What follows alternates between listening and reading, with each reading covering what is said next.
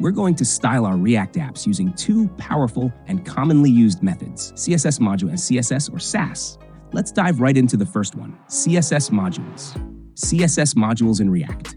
CSS Modules help you write CSS that is scoped locally to the component, preventing class name collisions. Inside your SRC folder, create a new file called app.module.css. CSS.title, color, FB056, font size 2rem, text align center, margin top 50px, font family Seago UI sans serif. Now open app.js and import the CSS module like this. Import React from React. Import styles from app.module.css. Function app, return h1 class name equals styles title, styled with CSS modules 1. Export default app.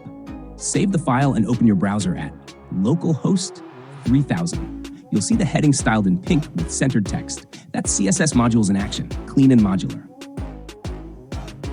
SCSS, or sass in React. SCSS is a CSS preprocessor that allows variables, nesting, mixins, and more. Before using SCSS, we need to install the sass package. In your terminal, run npm install sass.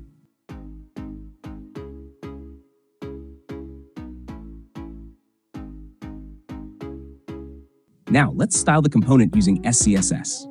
Rename your app.module.css to app.module.scss. Update the SCSS code inside.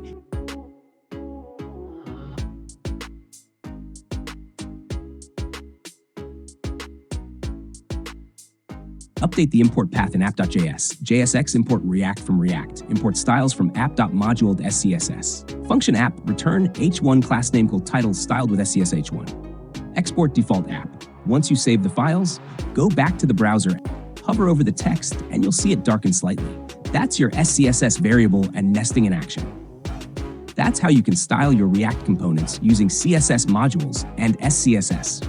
Both approaches are clean, scalable, and production ready. Don't forget to like, share, and subscribe to Code with Me.